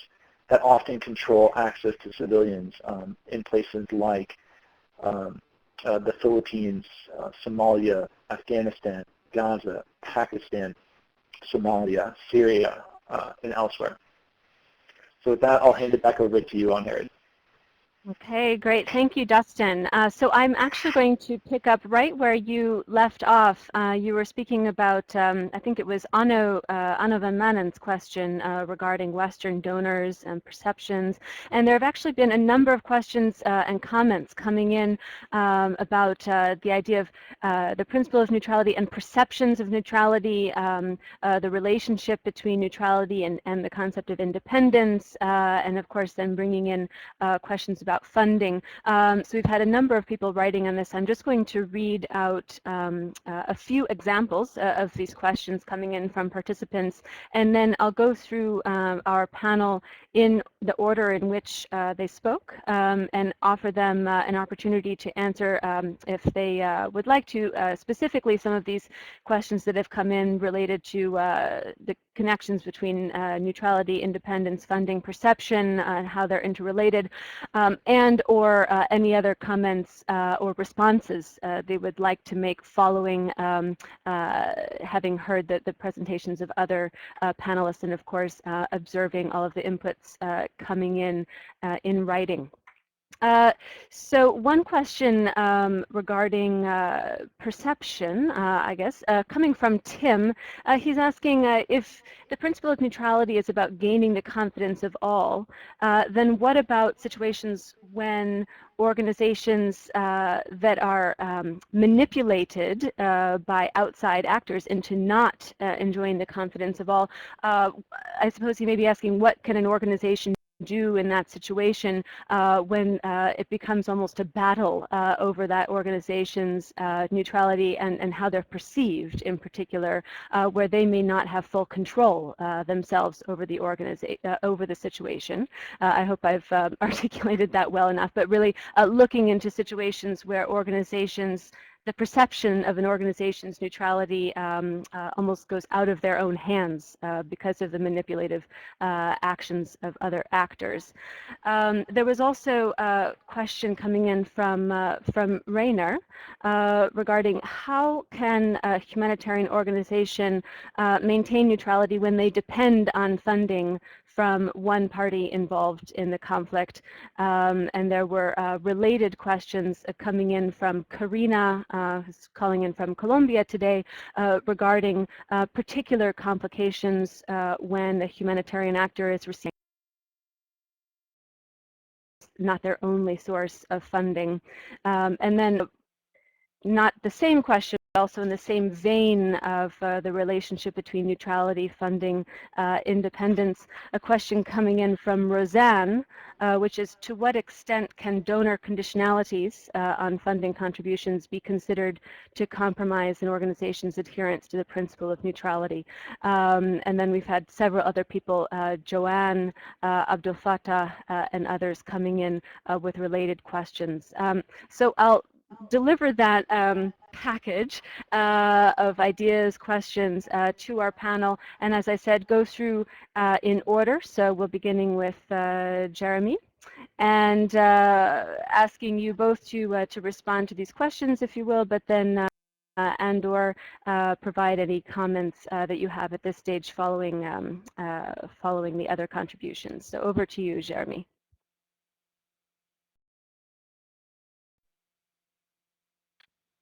My co-panelist for a very interesting discussion. Thanks to the participants for like an amazing, very amazing activity on the chat.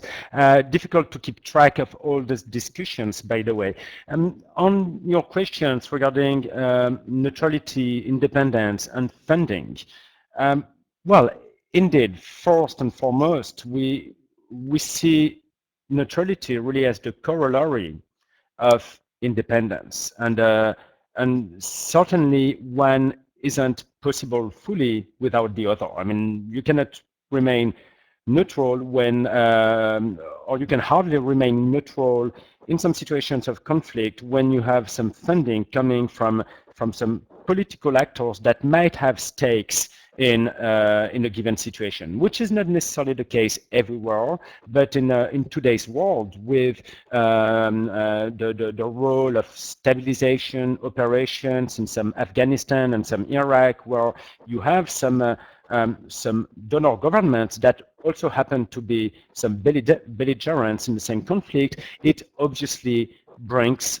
an issue for those actors that depend on the funding of those same donor governments. All of this is an issue of perception, as we emphasized before, and I mean, we as the ICRC, as you probably know, I mean, I think more or less 80 to 90% of our funding is coming from governmental sources, yet given our very specific status in international humanitarian law, we are indeed lucky enough to be in a position to manage this tension and to negotiate with governments, with institutional donors, conditions that allow us to maintain this actual independence in the way we are choosing our programming. This goes through lengthy negotiations, and I mentioned already in my previous remarks, this is one of the costs of neutrality. It is indeed about investing in negotiating with the parties to the conflict, but also with your donors about the conditions in which you can operate and manage these important issues of perception in the field. So I don't know if it really replies to the numerous questions about this link between neutrality, independence, and funding, but there is definitely one, and we have to acknowledge that not all actors are in a position to manage this tension. Now I would like to, before passing the floor to my colleagues, I would like to just react on a couple of things. On this tension that some of us see between neutrality and solidarity. And here I would like to kind of dispel a myth that neutrality is somehow antonymic to solidarity. Well, actually, I would say that we at the ICRC, at least, or even like the humanitarian undertaking, is about solidarity, but it's about solidarity with the victims of a conflict, wherever they are for, whatever their allegiance, and therefore we feel solidarity for the victims, but then we refuse to side with any of the parties in the conflict, simply in order to enable us to be actually physically present on the side of the victims of conflict in situations that are very polarized, and therefore this reluctance to obviously to take side, but also to engage in controversies would jeopardize this ability to be present, to work in proximity with people out of solidarity, precisely.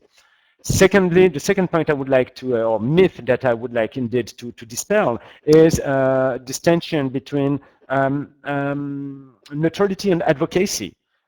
Once again, one is not contradictory with the other. It depends on what kind of advocacy we are talking about first, meaning that the ICRC is doing advocacy on a daily basis all around the world.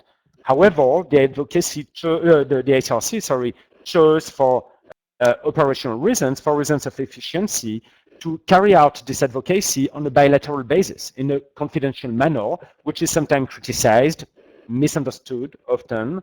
However, that allows us to address issues of violations of the law with the perpetrators of those violations on a bilateral manner, but to raise those issues. And then sometimes the ICRC also does some public advocacy, or speaks publicly on some violations of international humanitarian law, which once again doesn't mean taking side or engaging in political controversies, even though sometimes it can create political controversies, and then we have to handle also and manage these possible tensions.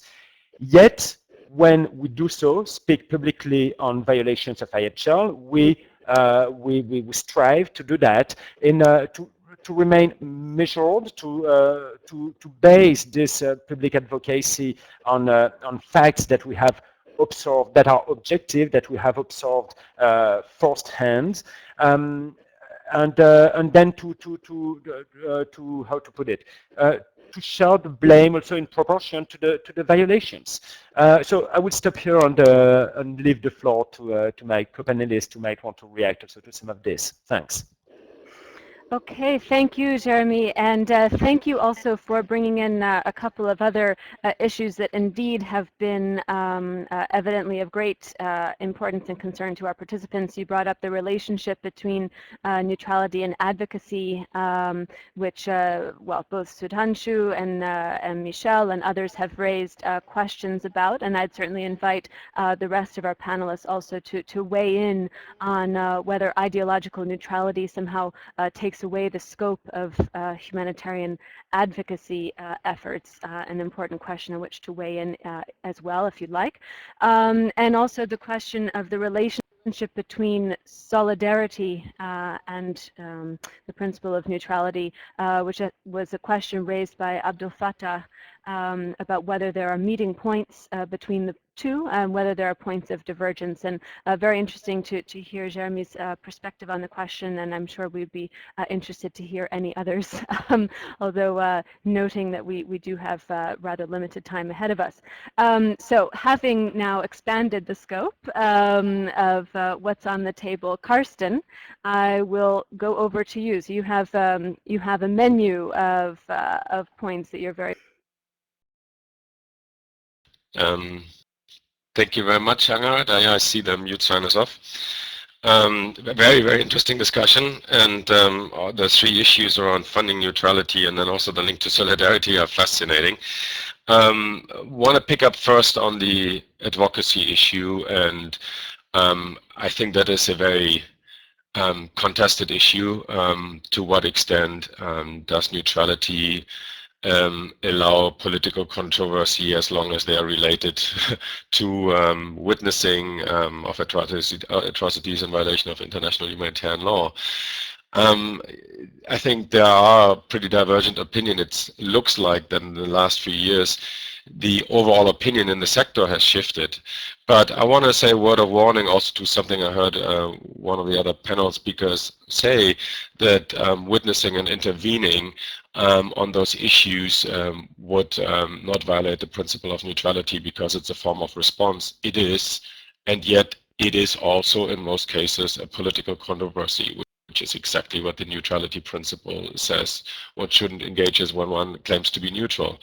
In fact, effectively addressing a lot of the atrocities that we are seeing has to go through political processes. I mean, it's an illusion to believe, other than maybe with the Red Cross, but most of us humanitarian actors, if we're seeing perpetrators and we are speaking to them, that they will, just because a nice humanitarian actor speaks to them, they will change their practice.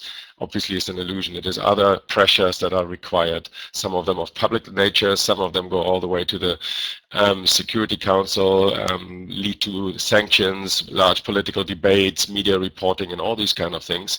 I would give examples like MSF speaking about witnessing use of chemical weapons in Syria. Of course, they did that in order to protect the people, and it was a humanitarian intervention. And it's a highly controversial political issue, and therefore, by definition, as we are using it, the definition that we're using, it is not a neutral intervention. And even though they didn't point a finger at a particular party, it becomes a big political controversy, but particularly in the eyes of the parties involved, because of the way how that is then being picked up by political actors and by the media and other. So I think I hear a little bit of a simplification here in the discussion around what goes around advocacy and what doesn't, and what is part of what is allowed under neutrality principle and what is not. I agree with what was said, is that humanitarian organizations need to deal with that, they need to respond. It cannot just be quiet. And there are different form advocacies. There's a bilateral, there's a, unbranded advocacy, and then there's a public advocacy and in between. So I mean, obviously organizations need to use the toolbox to see what's possible and still assures humanitarian access while at the same time speaking out. But it is a very complex issue, and it's often not a black and white. It's a gray area where you're kind of feeling your way in and you're pushing the envelope and have to accept that in order to comply with some humanitarian principles, you have to comply less or even violate others. And that's where the hierarchy that we discussed at the beginning comes into play. What is it all about? It's in order to save lives and preserve dignities of people affected, in this case by conflict. Then the other piece around funding and how it links to impartiality, independence, and neutrality, that interlinked triangle of humanitarian principles. I gave an example of the beginning around counterinsurgency funding. Others were made around how it is when you take funding from a party to the conflict, and that is a situation that is an increasing problem. We have a growing number of crises globally in terms of emergencies that are taking place, and more people are affected by disasters. The trend is very clear, and the funding increase is not keeping up with that trend. So organizations are more and more struggling with securing the resources that they need in order to respond to the crisis, and it's harder and harder than to be selective in the way they're accepting funding. That's a reality that we need to frame around when we're discussing that topic, and that is a very difficult one. And global organizations like Oxfam have a broad palette of donors that they can go to, and that gives them some flexibility, but it makes then also these interesting choices. A particular government is a party to a conflict in one place, and you don't accept their funding there, but at the same time you take funding from that same government for another humanitarian response in another part of the world where there either is no conflict or where they are not party to the conflict, and that is one choice, and then there's the way on how you communicate that to the parties in the conflict situation you're talking about, to make sure that it's understood that that doesn't impact your impartiality and your neutrality in that respective setting.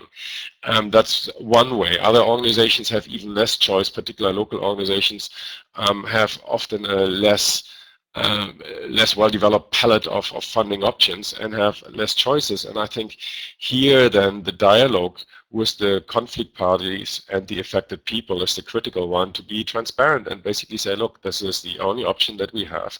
The following strings are attached or not attached to what we have, and this is what we can do with these resources. And then see if that is acceptable or not, or negotiate and try to convince the parties to accept it, or accept the consequences when they are not. I think that's a very difficult piece, but that's a reality that we're increasingly facing. But I want to leave some more space for the other panel members, because I see our event is soon coming to an end, and a few haven't spoken in this round of discussion. So thank you for giving me some time. Excellent, and thank you, Carsten. So yes, looking at the time, and I think we have plenty on the table, I'm going to turn directly to Ingrid. Looking forward to hear from you.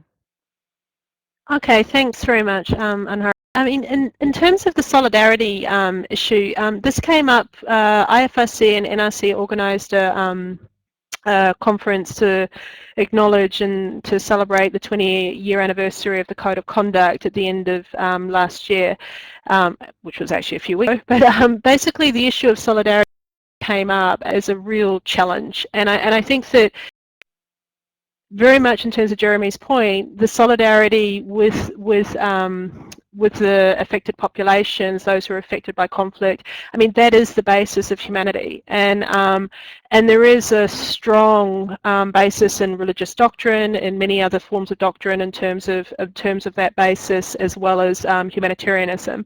So very much the points in terms of his point is good. I mean, on advocacy, I suppose I'm going to probably be a little bit blunt on this one. I think that we have to be really, really careful about what is political and what is politicized. When we work in many of these environments, and when our colleagues work in many of these environments, there is huge pressure to politicise everything. There is a conflict that is going on around us. As humanitarian actors, we can't pretend that there isn't that conflict going on around us, and that the parties to the conflict will use often whatever tactics they possibly can to try and win that conflict, including trying to politicise us. So this is where neutrality becomes something that is, as we've discussed, incredibly difficult to actually achieve and incredibly difficult to keep on working on. I go back to the point of consistency, predictability, trust and transparency in terms of how we do things. Those are absolutely core fundamentals. But I think to the point that was just made, when MSF spoke out, and I don't work for MSF and I won't speak on behalf of them, but when they spoke out about the fact that chemical weapons had been used, and they'd witnessed that they'd been used on the civilian population in that context, for us to say that that's a political act, I think is a very sad day, because the violation of IHL, we have established conventions in terms of the prohibition of chemical weapons that stemmed back decades. This is one of the most established parts of international humanitarian law, ensuring that those violations in terms of atrocities, in terms of civilian populations, don't actually occur. And we need to be very careful about mixing up what is something that a party to the conflict does that is completely wrong versus the tactics that are used in terms of doing advocacy. To speak out or not speak out, is a humanitarian actor doing an operational activity on the ground the right actor to necessarily talk about a violation they see, or are there other actors that are better to talk about that? Is it about how you engage with that actor to do IHL training or to try and improve or get them to sign up to, for example, Geneva Call does the deeds of commitment in terms of a number of these different areas. There are many organisations that specialise in this work. Is something that maybe it's not for a water and sanitation NGO to do that, or for a food security NGO to do that. But I think that we need to be very careful about not saying just because it's difficult and just because it will be politicised by many of the different actors who are there for their own purposes, for their own reasons, for their own sort of, doesn't mean that it's not something that we don't have an obligation to address. Similarly, issues to do with, I think one of the questions that came up in this box was around the issue of human rights reporting. This is a key issue that we saw in Sri Lanka and has come up through the Rights Up Front agenda, the centrality of protection and these sorts of issues, and these sorts of areas, is the need for the difficulty sometimes at the field level of when you have human rights reporting versus humanitarian actors, and the pressure that often will come on to humanitarian actors to essentially witness and document human rights violations for judicial proceedings or other types of things. Here, this I think is much clearer. It's less related to the principle of neutrality and more related to issues of competency and expertise of people to actually do that sort of human rights analysis and documentation effectively. It's a specialist skill, particularly in terms of confidentiality powers and in terms of identification and dealing with the victims or those who, the family members. And so this is where we need to look at the issues of roles and responsibilities in terms of how that information is collected, who uses it, and then how that advocacy works. So it is a very complicated issue, but I think we also need to be very, very clear that there are many, we shouldn't mix tactics and the politicisation of tactics with when a violation occurs.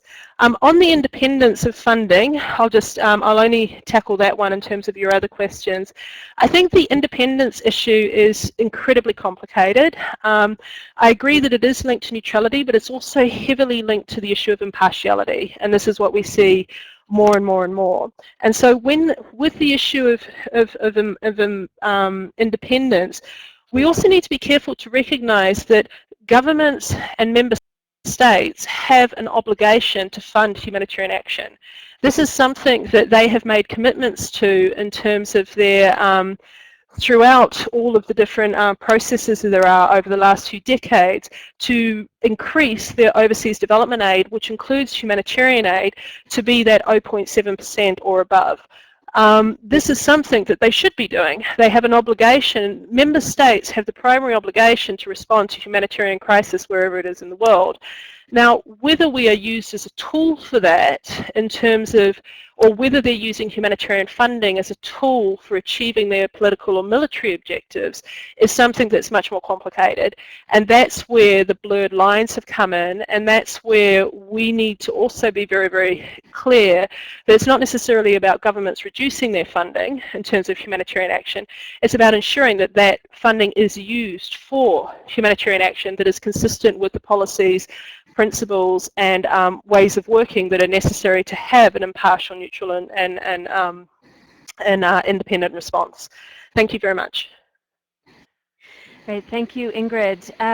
Now, I've just learned that unfortunately we lost the phone connection with Kamel, so we unfortunately won't be able to hear again from him. But we are going to go through one more time around our remaining panelists, and I would like to combine, I may be a little bit unfair, but combine my request that you give a very brief, say 1-minute closing remark with a request that you comment on what I find to be a very interesting result that we have in front of us here from this final set of poll questions. So we see with the questions on the screen here that a large majority of the participants in today's event believe that it is not the case that most humanitarian organizations can credibly claim to be neutral. We also see that about the same percentage, again a large majority, believe that humanitarian organizations that cannot credibly claim to be neutral should cease claiming to be neutral. Rather than changing the way they behave or the way they undergo their work. And there are a number of comments as well, of course, from the participants, but I think it would be interesting to hear if any of our panelists also have some comments on this result. And I think particularly what would be interesting would be to hear what do you think would be the implications if, as the majority of people here believe, humanitarian organizations that cannot credibly claim to be neutral cease claiming to be neutral as of tomorrow. What would be the implications for humanitarian action? So we'll go through in order, Jérémie, Carsten, and then we'll close. Jérémie? Yes, can you hear me? Yes, fine, the mic on. Yes, indeed, Angharad. Thanks to show us the result of this poll, which is indeed very interesting. I think it can be interpreted in several ways. I mean, first, it probably reflects also what we put behind neutrality. And I'm sure that behind those answers, there is also this issue of different and differing understandings of neutrality. What is, and then it certainly also reflects a reality, is that as we put it from the outset, and as I think Ingrid emphasized as well, it is not easy to be neutral, and it depends on a variety of factors. One of them is the issue of funding, but well, in general, it is not an easy thing. It requires an effort. It requires engaging with all sides in a conflict, all parties, and putting the means to do that, and therefore it is not within the capacities of all. What is even more interesting is indeed the result of the second question, which is like 70% of people, participants, think that such organizations that do not manage to be neutral should cease claiming to be neutral. And there it reflects or it echoes the point that Carsten mentioned before, which is about transparency. And indeed, we feel there is a need to have greater honesty from a variety of humanitarian actors to recognize the limitations that they face linked to their particular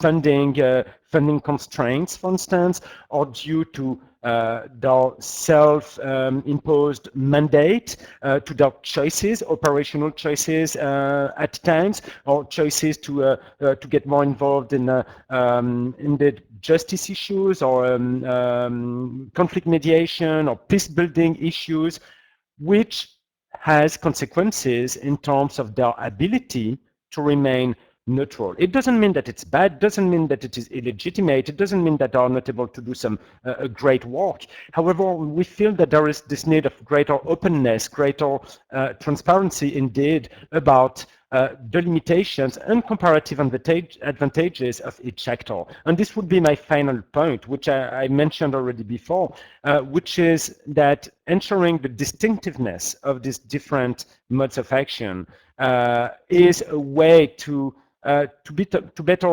leverage the complementary and the complementarity and the comparative advantages of these different approaches. And I will stop there. And thanks for this opportunity. Excellent, and thank you again so much for being with us. It's really been a pleasure to work with you on this, and I look forward to the next opportunity. Thank you, Angharad. Yeah, for me, that was a bit of a surprise to the outcomes of the poll, because I felt like the opinions in the sector I had recently in the last couple of years shifted a little bit. But let me start from Oxfam. Oxfam, in its humanitarian policy from 2 years ago, basically questions as to whether it can claim to be a neutral organization in conflict settings. Basically, in our own understanding, the way we understand our advocacy role as well as our development role, where we often try to do development work in the same settings. Development work challenges power dynamics. So, you know, multi-mandated organizations under the current definition of neutrality are challenged intellectually to explain how they can be neutral in this context. But yet, you know, I think the critical piece here is on the analysis of the organization and how it relates to the conflict parties, how it communicates with them, and then again the issue of transparency about it. I think Oxfam even, you know, might now review how it describes itself and sees itself as a result of the CHS discussion, and the core humanitarian standard neutrality has been included, even though, you know, the majority of the organizations in there are that have supported the process, have been part of the technical steering group and consultative process and so on and so forth, are multi-mandated organizations engaged in advocacy or in development work. There is a caveat built in that describes under what circumstances or how the definition of neutrality should be understood in order to be applicable to those organizations. And reviewing that, my Oxfam might have to look at that again if we have the same understanding of the definition of neutrality as the majority of the sector seems to have, and do we need to adjust accordingly. So that is in a way that is an ongoing interpretation and negotiation process that we need to have as a sector and as individual organizations. And I think that's an important process, and it needs to be a public debate, and I think this conversation here really helps with taking that forward.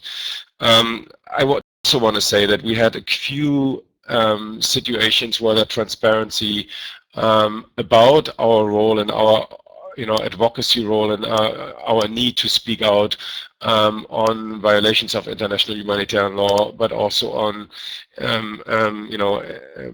injustice that we see, for example.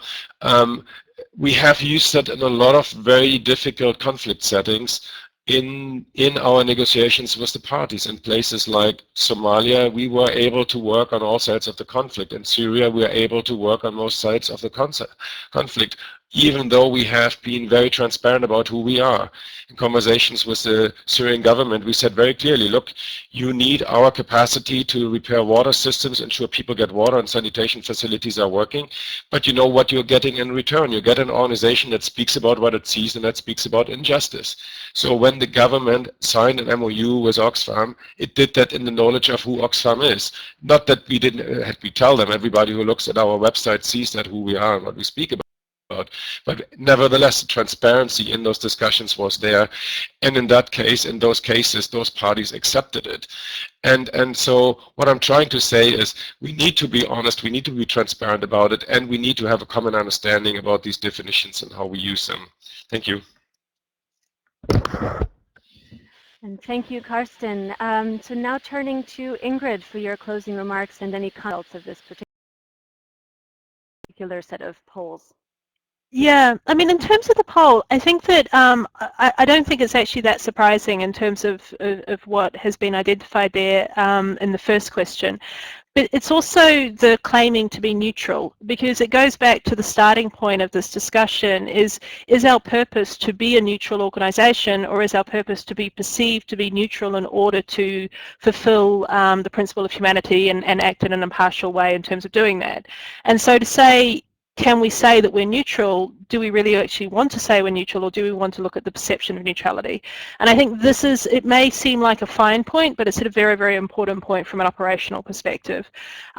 Whether we should have humanitarian organisations that can credibly, the changing, the ceasing or not, I think that we, in some respects, I would think that we have to be realistic that when we're operating in these conflict environments, what one organisation does will affect the rest of us, and not claiming to be neutral in terms of our policy statements or those sorts of things.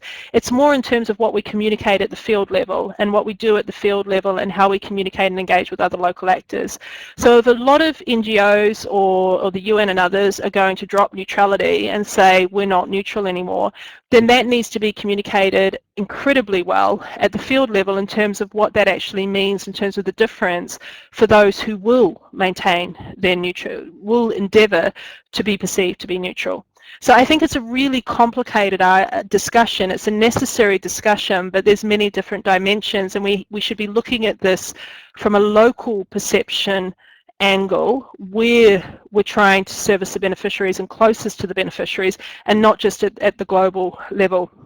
I think that my final point is that neutrality, I mean, and speaking out and advocacy and all these types of issues, these are in massive struggles with all organisations. Within my own organisation, where we speak out or don't speak out is one of the most often traumatic discussions you will have within an organisation, and anyone who's on this call who've been doing humanitarian work for a while will know how difficult it is. So while we're talking about, yes, we have to respond to violations, we have to look at, it's looking at the different levels, and not also, you don't have to be, public denunciation is only one tool. There's many tools, there's many ways of engaging, and there's many ways of building, of dealing with trust and transparency and those sorts of issues. And I think that that's something that, again, how do we do that in a way that is beneficial to the population that we're trying to serve, is something that we're not always getting that right balance versus the organisational objectives of, say, their advocacy profile or other mechanisms.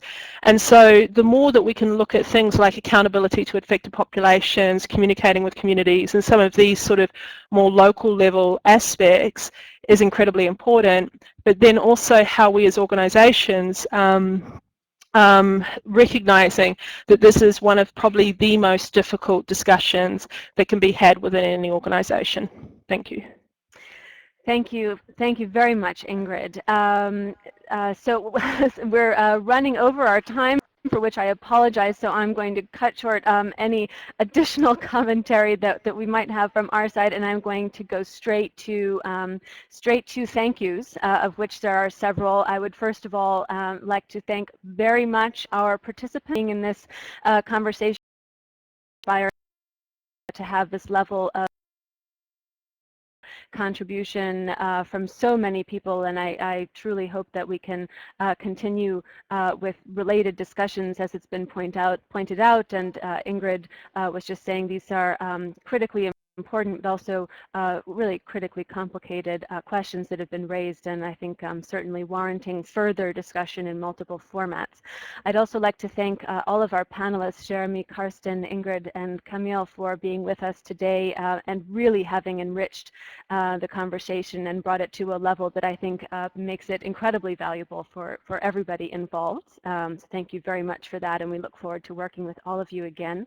I'd like to thank the Summit Secretariat for their partnership over many months now and for working with us and indeed sometimes pushing us to organize events on topics that are of really critical importance broadly to the STIR, but also specifically for the consultation process that they are undergoing now. And we hope that this conversation has been useful specifically in that regard, and look forward to continuing to work with the Summit Secretariat to take the discussion forward and of course bring in all of the contributions from across the sector that we're gathering here.